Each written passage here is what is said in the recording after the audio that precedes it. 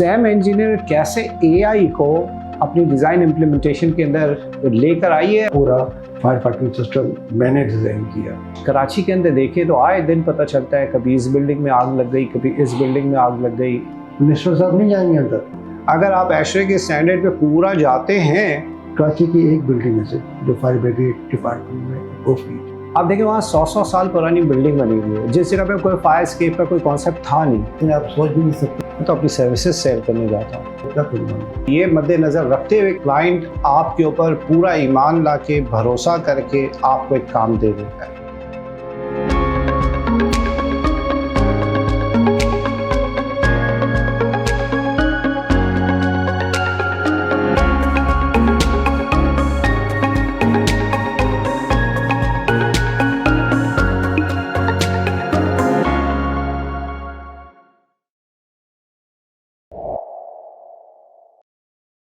अब आते हैं आपके इसके ऊपर कि एक कंसल्टेंट की कंपनी आप रन कर रहे हैं, आपके पास माशाल्लाह से इतने सारे लोग हैं, किस तरह मॉनिटर करते हैं अपनी मैन आवर्स को अपनी।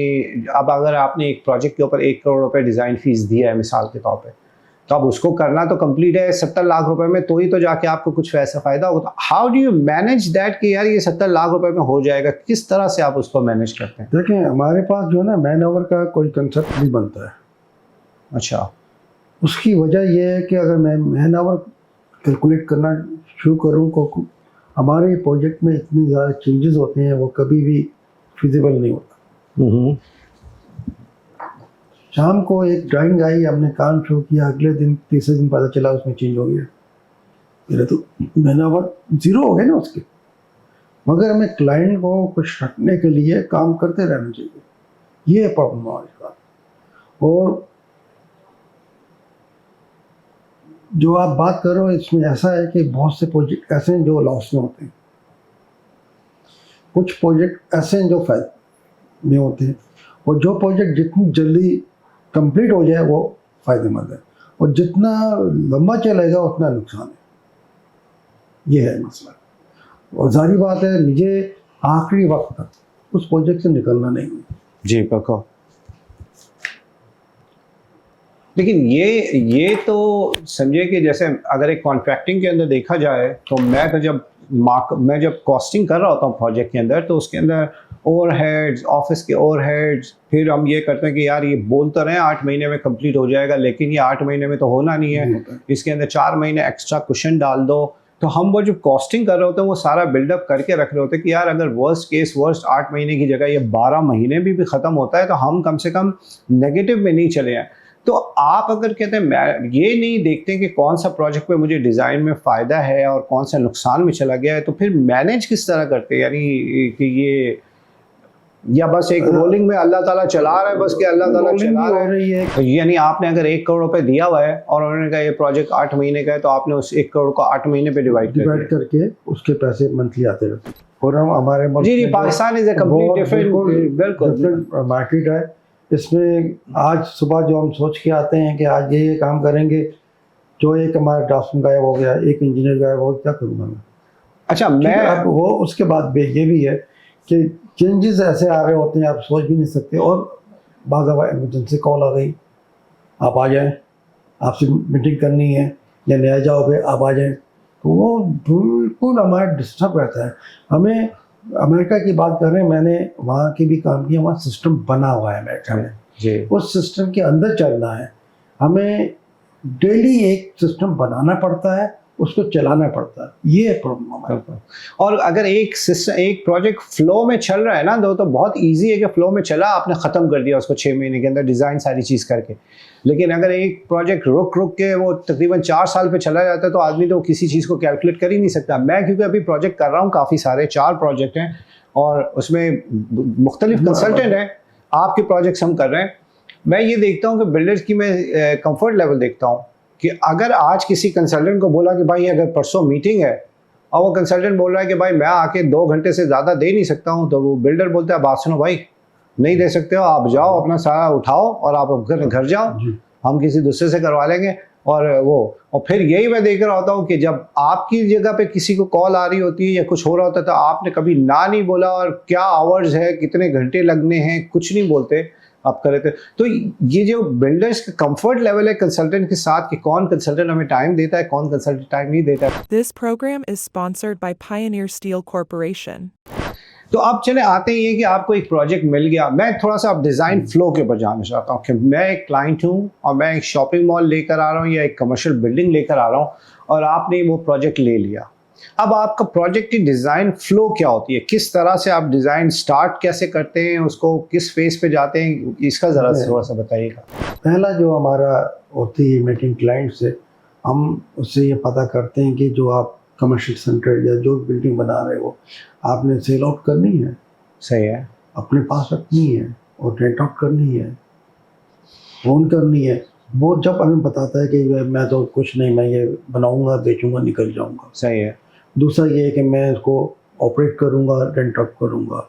तीसरा ये है कि मैं इसे देने के बाद सिर्फ इसकी मेंटेनेंस पर रखूंगा। सही है। उस हिसाब से हम सिस्टम को डिसाइड करते हैं सही है। क्लाइंट के ऊपर बोझ कम से कम आए। सही है। अब उसने सेल आउट करके निकलना है तो वही सिस्टम देंगे कि जो आएगा वही उसको मेंटेन करेगा। तो ये जो अभी आपने जो बात बताई, इससे मुझे ये लगता है कि ये तीन डिफरेंट आपने जिस किस्म की रिक्वायरमेंट बताई, इसमें तीनों में डिफरेंट स्टैंडर्ड्स को फॉलो करना है। यानी एक एशरे का स्टैंडर्ड तो है, अगर आप एशरे के स्टैंडर्ड पे पूरा जाते हैं तो वो तीन एक चीज़ मैं एडप्ट कर दूँ, हम कहीं भी उसको बाईपास नहीं करते हैं एशरे को। हम अपने क्लाइंट को समझाते अगर हैं। एक क्लाइंट बोल रहा है कि मैं ये बेच के चला जाऊंगा, हाँ। उसमें, और एक क्लाइंट बोल रहा है कि मैं इसको रखूंगा, क्या फ़र्क डिज़ाइन करेंगे? इसमें फ़र्क ये आता है कि जिसने बेचना है उसने इक्विपमेंट उसी हिसाब से लगाना है। सही है। ठीक है, जिसने रखना है इक्विपमेंट उस हिसाब से आएगा। यानी मतलब कि सिस्टम डिफरेंट हो जाएगा उसका, कि अगर उसमें अगर लगा रहे हैं। अब फॉर एग्जांपल उसने कहा मैं बेच के चला जाऊंगा, हाई राइज अपार्टमेंट बिल्डिंग है, सही है। हम कहेंगे यार आप इसमें सिंपल VRF लगा लो। VRF या स्प्लिट टाइप लगाओ, उसके हवाले कर दो, नी लगाओ, उसकी प्रोविजन दे दो। सही है। फिर वो कहता है जी मैं इसको रखूँगा, चलाऊँगा। फिर उसके हिसाब, अपनी लाहौर में कई बिल्डिंग की हैं उसमें चिल वाटर सिस्टम दिया है। सही है। वो कहता है मैं चलाऊँगा, रखूँगा और एयरबीएनबी पे चला रहा है। ठीक है, ऐसे जो कॉर्पोरेट क्लाइंट होता है, जारी बात उसके पास अपना डिपार्टमेंट है, उसमें चलाना है, तो उसको हम चिल वाटर पर प्रपोज करते हैं, या फिर उसको हम कहेंगे कि आप VRF लगा लो। VRF की जगह है अगर आपके पास। सही है। और भैया आपकी भी कैपेसिटी है ना कि कितना बड़ा प्रोजेक्ट है, कितने टनेज की रिक्वायरमेंट है। अब कोई अगर एक 500 टन या 1000 टन की है तो उस पर तो आप VRF नहीं बोलेंगे ना कि VRF लगा लो उसके ऊपर। ये चीज़ें हैं जो हमें फिजिबिलिटी बनाते हैं और इस पर हम बैठ के ये बेसिकली आप कस्टमाइज करते हैं डिज़ाइन को, based on the requirement of the client आपको उस डिज़ाइन को कस्टमाइज करना पड़ता है पूरा। तो फिर आपने ये अब सिस्टम आपने डिज़ाइन कर लिया, उसके साथ डिस्कशन कर लिया कि ये सिस्टम लगा रहे हैं, फिर उसके बाद क्या प्रोसीजर उसके है? बाद हम ये करते हैं कि उसकी फिजिबिलिटी बनाते हैं कि कौन सा सिस्टम जो है हमारे लिए कैपिटल कॉस्ट कम आ रही है, क्या और किसकी मेंटेनेंस कॉस्ट कम आएगी, कैपेक्स और ओपेक्स जी वो बना के देते हैं उसको। उसके बाद वो जिस पर एग्री करता है तो उसका ये तो यानी आपका जब स्टार्टिंग हुआ तो आपने building life cycle cost analysis बना दिया उसको, करके देते हैं वो बना के आपने दे दिया। उसके बाद उन्होंने डिसाइड किया कि ये सिस्टम पे जाना है, फिर आप उसको फिर किस तरह लेके चलते हैं? फिर उसको हम ये पहला काम जो हम करवाते हैं, अपने पास इंजीनियरिंग करवाते हैं कि कितना लोड आ रहा है। सही है।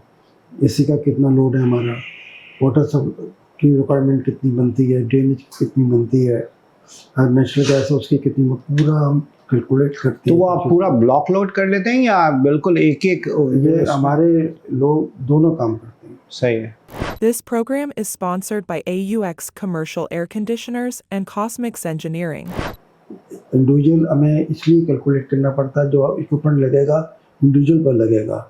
जो हमारे चिलर्स आ रहे होते हैं वो ब्लॉक लोड करवाते हैं, दोनों काम करवाते हैं। सही है। और मैं एक और काम भी करवाता हूँ कि आप इसको समर पर भी कैलकुलेट करोगे और मानसून पर भी। अच्छा, ओके।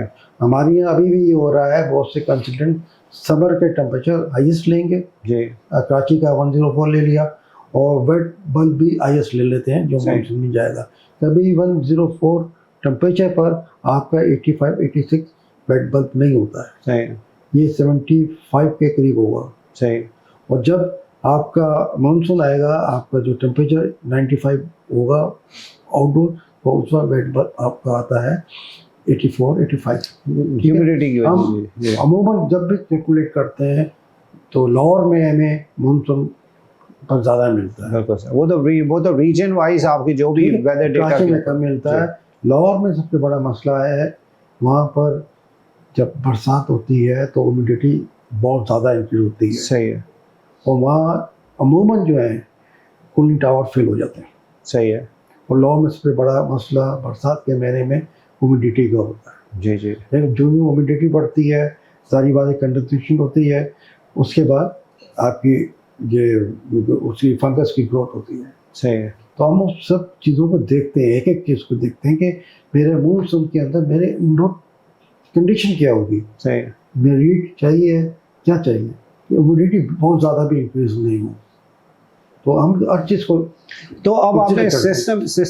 सिस्टम डिसाइड कर लिया कि ये सिस्टम लगाना है, आपने उसकी लोड कैलकुलेशन निकाल दी, तो अब फर्स्ट डिलीवरेबल आप अपने क्लाइंट को क्या देते हैं कि भाई ये आपका सबसे पहला है? ये हमारा लोड निकल गया आमोस के ऊपर, उसके बाद उसको यूनिट मार्क कर देते हैं, भाई ये यूनिट लगेंगे।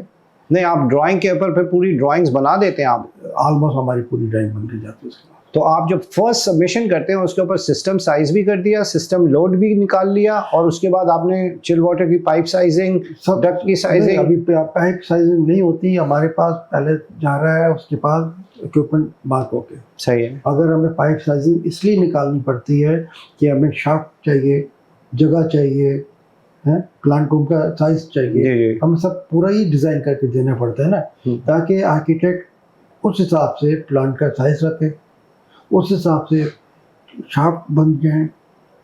तो इनिशियली हमें कंप्लीट डिज़ाइन करना पड़ता है। ये बिहाइंड द सीन तो आप डिजाइन कर लेते हैं, लेकिन ये सबमिट नहीं करते आप क्लाइंट को?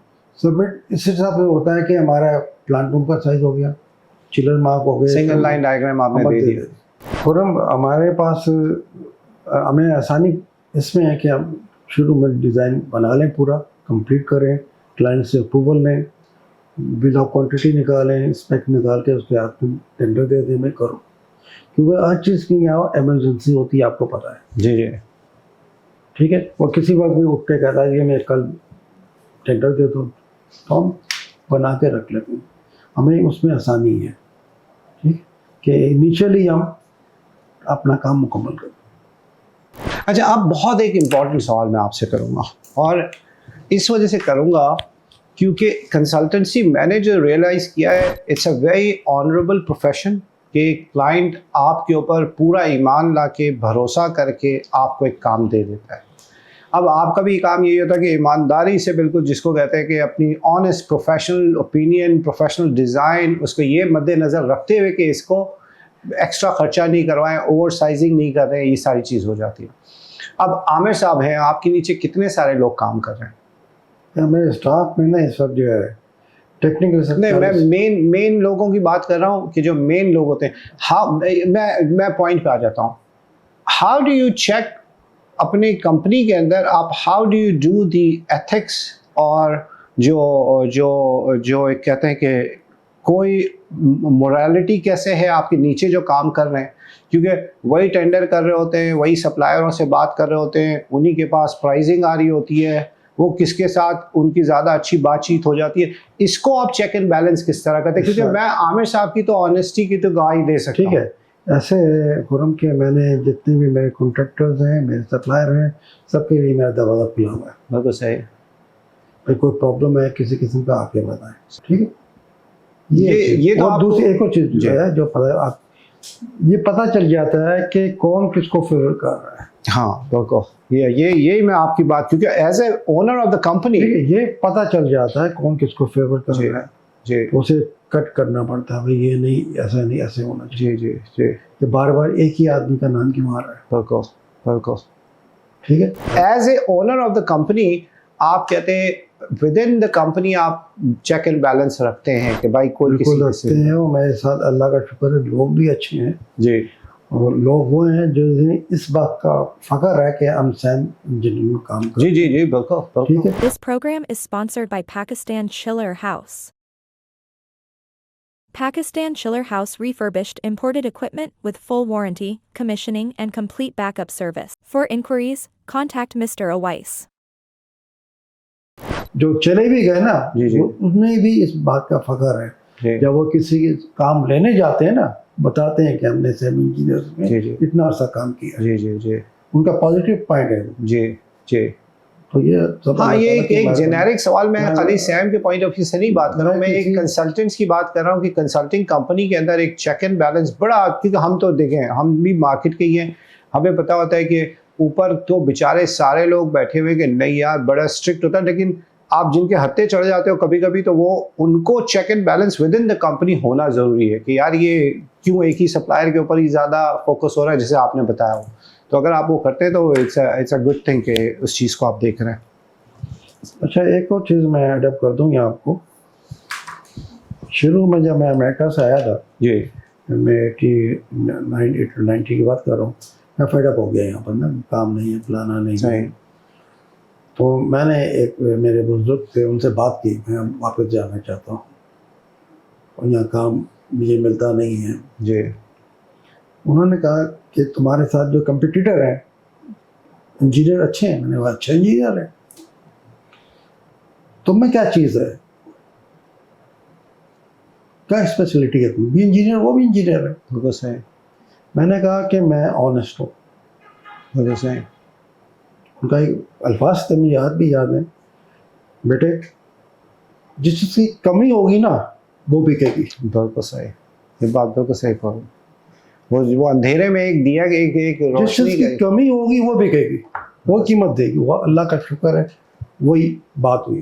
बिल्कुल मैं बहुत अच्छा इंजीनियर नहीं हूँ, मैं कैसा, मगर मैंने जो काम किया ऑनेस्टी से किया है, बिल्कुल। क्लाइंट के लिए भी, कॉन्ट्रैक्टर के लिए, अपने प्रोफेशन के लिए भी, जी जी अपने मुल्क के लिए भी जी जी, ईमानदारी से काम किया। बिल्कुल सही। ठीक है, मुझे इस मुल्क से भी बड़ी मोहब्बत है और आज भी मैं चाहता हूँ कि मुल्क आगे जाए। मैं स्टाफ को समझाता हूँ, पढ़ाता हूँ, जो भी आता है मेरे पास, आप भी आते हो, आपको बताता हूँ यार ऐसा नहीं करो, तुम्हारा अपना नुकसान है, बिल्कुल मेरा नुकसान, इस मुल्क का नुकसान। बिल्कुल। हमें इस मुल्क को भी देखना है ना, नहीं देखते। चलें अब थोड़ा सा शिफ्ट ये करते हैं कि ये उन सप्लायर्स के लिए मैं बात कर रहा हूँ कि जो बेचारे सप्लायर आज तक आमिर साहब की अप्रूव मैन्युफैक्चर लिस्ट के अंदर आ नहीं सके।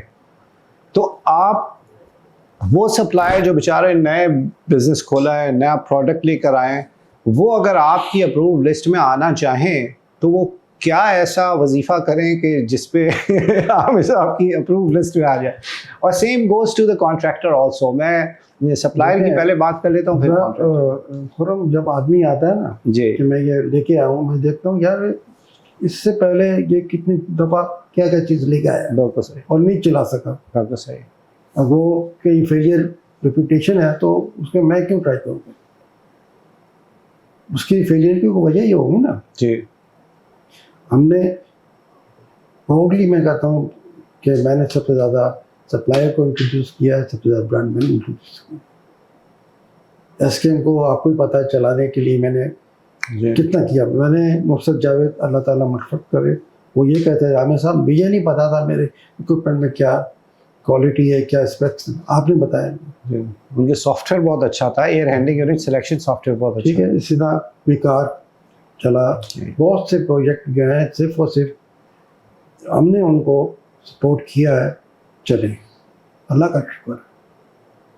ठीक है, आज भी हम तैयार हैं कि अच्छे लोग आएँ, हमारी ख्वाहिश है इस मुल्क में अच्छे लोग आए और मैं ये चाहता हूँ कि हमारे मुल्क में चीज़ें भी अच्छी बने।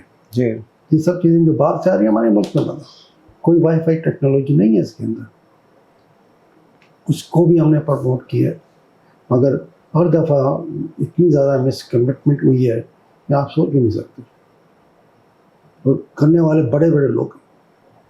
This program is sponsored by Fahrenheit MEP Innovations.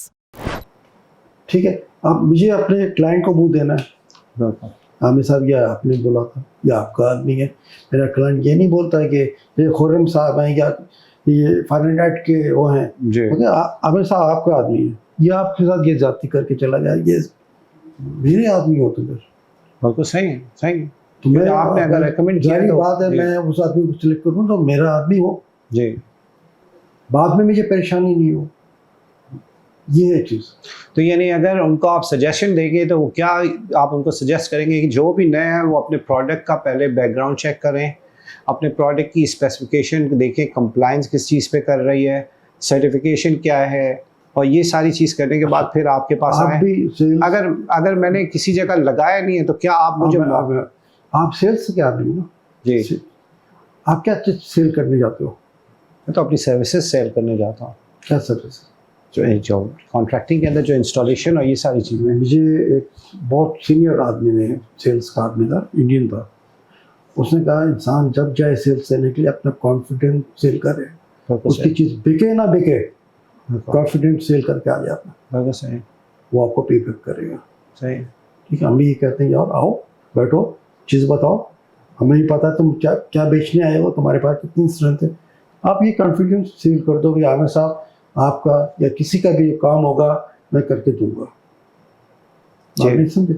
मैंने वो कॉन्फिडेंस उससे ले लिया, सही, तो जाहिर बात है उसको मैं चांस दूंगा। सही, वो मुझे अपना कॉन्फिडेंस सेल नहीं कर सका, तो मैं क्या करूँ? सही। मेरे पास ऑनर तो नहीं जब वो आता। खुद ही अपने ऊपर कॉन्फिडेंट नहीं है तो मैं उसके ऊपर कैसे रिस्क ले सकता हूँ? पता चल जाता ना वो जी। कर सकता नहीं कर सकता काम। जी, जी, जो आओगे तुम बोलोगे मैं ये भी कर दूंगा वो भी कर दूंगा, आपको पता है आप क्या काम कर सकते हो क्या नहीं कर सकते, बिल्कुल सही, मुझे ही पता चल जाएगा ना। तो आपकी सेल हो ना हो, आपका कॉन्फिडेंस जो है जिसके पास जाओ हो जाए। मैं मिसाल देता हूँ एक आदमी की, एक तो दूसरे जावेद साहब थे, दूसरे तारिक मलिक ग्रीक है, मैंने बहुत काम किया उसको भी।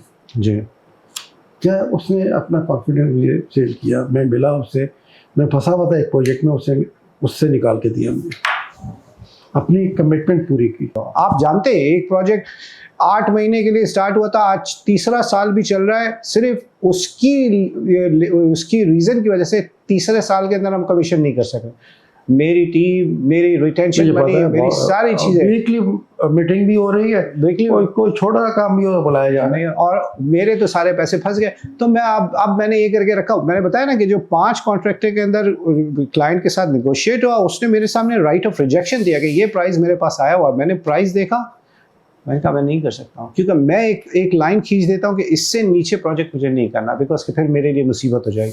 तो उन्होंने कहा कितना, मैं 50 लाख रुपए ज़्यादा दे के मैंने उस काम को लिया, और उन्होंने दिया। वही जो आपने कॉन्फिडेंस की बात की ना, कि कॉन्फिडेंस आप जाओ और कॉन्फिडेंस से बात करो तो आपको मिल जाती है चीज़, तो वो मिली अल्हम्दुलिल्लाह।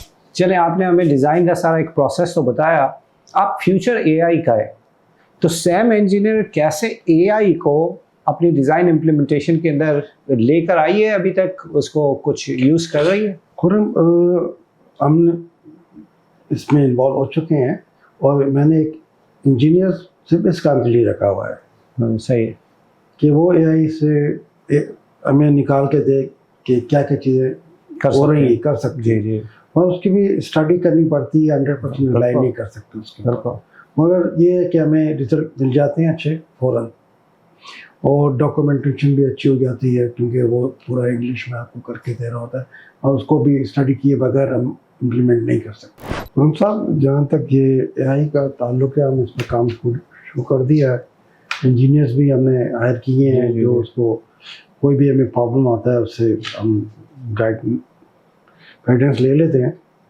उसको फिर हम एडिट करते हैं, देखते हैं, मैं खुद भी देखता हूँ ये जो चीज़ आई है सही है गलत है, बिल्कुल, और इन फ्यूचर डेफिनेटली हमें जाना पड़ेगा, बिल्कुल, इवन के ड्राइंग डेवलपमेंट के लिए जाना पड़ेगा, इन फ्यूचर की बात है ये, जी जी, और इतना आसान नहीं है हमारे लिए, क्योंकि इन सब चीज़ों को हाँ अभी तो वैलिडेट करने के लिए भी एक इंजीनियर चाहिए। बिल्कुल, हाँ आई मीन एक लेमैन आदमी तो नहीं बैठ के वो कर सकता है, नहीं, इंजीनियर भी एक्सपीरियंस होना जी चाहिए। बिल्कुल, ये एक पूरा एक स्पेशलाइज्ड डिपार्टमेंट अगर हो जाए, एआई डिज़ाइन बेस्ड हो गया और डिज़ाइन वो वैलिडेटर हो गया, तो वो हमने स्टार्ट कर दिया है। That's good to no.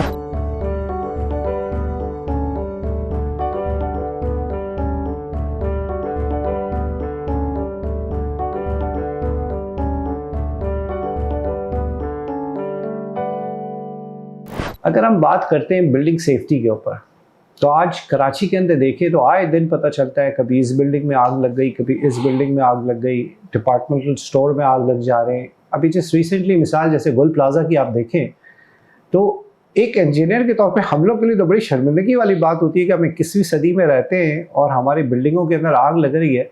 तो आपका गुल प्लाजा के क्या केस स्टडी, आपने क्या इवेल्युएट किया, उसमें क्या गलतियां हुई हैं? हर दुनिया भर में बिल्डिंगों में आग लगती है, जी वहाँ वहाँ इतना नुकसान नहीं होता जानों का। जी हमारे यहाँ जानों का बहुत बड़ा नुकसान हुआ है, जी ठीक है। और बिल्डिंग भी जल जला के बराबर हो गई है।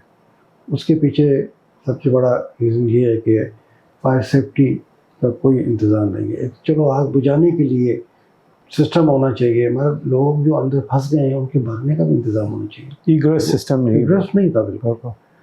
फिर उसके बाद हमारे फायर ब्रिगेड भी इतने ट्रेन नहीं है जो उसे कॉप हैंडल कर सके। सके। मैं अपनी बात करता हूँ। मैं start out my career KDA civil centre में मैंने काम किया। निज़ामी साहब डायरेक्टर होते थे जी उन्होंने building fire brigade, Karachi fire brigade से अप्रूव होनी चाहिए, इसके नक्शे, इसका प्लान सब कुछ। मैं पर्सनली फायर ब्रिगेड वालों के पास गया, बहुत अच्छे लोग थे जी उन्होंने हमें गाइड किया कि बिल्डिंग में क्या चीज़ें चाहिए। बेसमेंट है, 2 स्टेयर्स होनी चाहिए डेफिनेटली। ये नहीं आपने स्टेयर बनाई, अंदर के आग लग गई तो क्या होगा, जल जाएगा। बिल्डिंग में उन्होंने उस वक्त स्टेयर्स दी जब बिल्डिंग का प्लान अप्रूव हो चुके थे, उन्होंने करवाया। उसका पूरा फायर फाइटिंग सिस्टम मैंने डिज़ाइन किया, ठीक, इंस्टॉल हुआ। उसकी कमीशनिंग के लिए फायर ब्रिगेड आया, उनके डिपार्टमेंट के लोग आए, उन्होंने की उसको। उनका ये कहना था कि बाद में भी उनके इंटरव्यू वगैरह आए, कराची की एक बिल्डिंग है सिर्फ जो फायर ब्रिगेड डिपार्टमेंट में अप्रूव की, और दुनिया भर में जहाँ भी है वहाँ बिल्डिंग की फाइनल अप्रूवल जो है प्लान्स की फायर ब्रिगेड करता है। Fire marshal. उसकी वजह क्या है? उसकी वजह है जब आग लगेगी मेयर साहब नहीं जाएंगे, मिनिस्टर साहब नहीं जाएंगे अंदर, फायर ब्रिगेड का आदमी जाएगा। उसकी अपनी जान की हिफाजत वो अपने देखता है। मेरा अंदर जाना है, मैं एंट्री करूँगा तो मेरी बचत कैसे, एग्जिट प्लान है या एग्जिट नहीं? प्लान है या नहीं।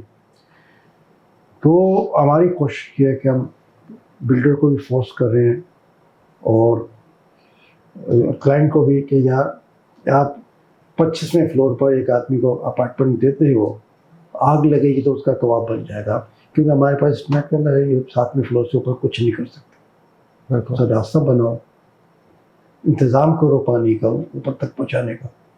क्यों?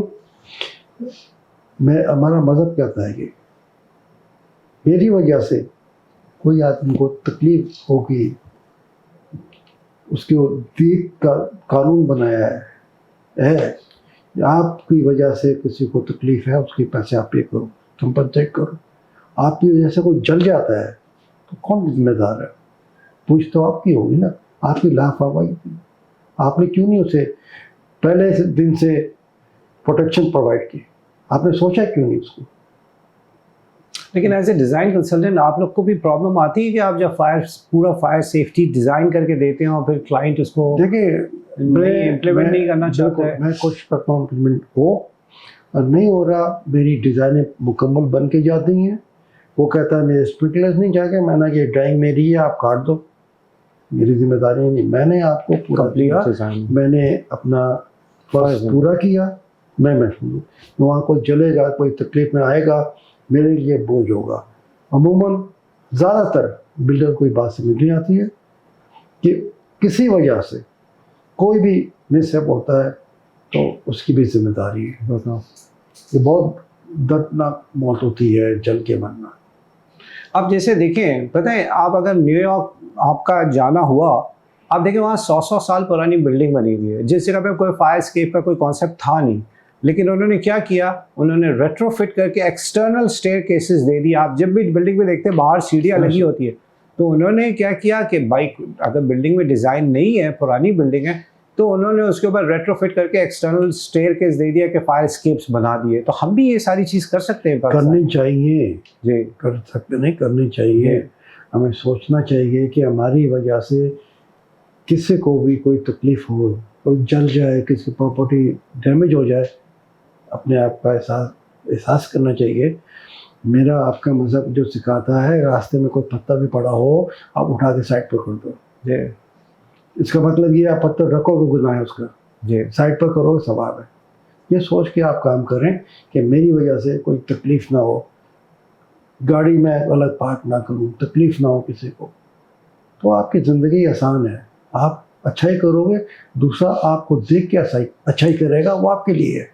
असल में प्रॉब्लम ये है ना, देखें आप, अगर ये तो हमारी हमारी कौम भी तो बड़ी शॉर्ट टर्म मेमोरी है ना इसकी। अभी गुल प्लाजा जैसे ही आग लगी, उसके बाद दूसरी लगी, तो सब एक्टिव हो गए कि नहीं यार हमें अपना फायर सिस्टम करवाना है। अब जैसे ही वो मामला पुराना हो गया, अब सब ठंड, वो कहते हैं यार हम तो अप्रूवल करवा लेंगे, कोई मसला ही नहीं है, फायर मार्शल आएगा, उसको पैसे देंगे, 10,000 की मार है, 15,000 की मार है। लेकिन वही वाली बात आपने जो कहा कि अगर खौफ खुदा रखते हैं तो उसको ये सोचना चाहिए कि अगर मेरी इस कोताही की वजह से अगर मेरी बिल्डिंग के अंदर कोई अगर खुदा न खास्ता जल के मर जाता है, क्या इसमें मेरा किरदार है? क्या अल्लाह मुझसे इस सवाल को पूछेगा? तो ये आपने बड़ा अच्छा इसको नहीं, सम अप आपने बड़ा अच्छा एक और तरीके चीज़ से- बता दूं जी। आपको, आपको पता नहीं जो बिल्डिंग है उसमें कोई आपका भाई भी हो सकता है, बिल्कुल, बहन भी हो सकती है, बेटे भी हो सकते हैं। बिल्कुल, जब क्या आप करेंगे जब उसको खुदा न खास्ता वो जल जाए, उसका प्रॉपर्टी का नुकसान हो जाए, क्या करेंगे? फिर आप तो यही नहीं सोचेंगे मैं 2-3 करोड़ बचाने के लिए फायर सिस्टम नहीं लगाया था। लगना चाहिए। फायर सेफ्टी को हमने पर वो नहीं किया, तो उसके एग्जिट नहीं दिए उसको भागने के लिए। ये है मसला। इसको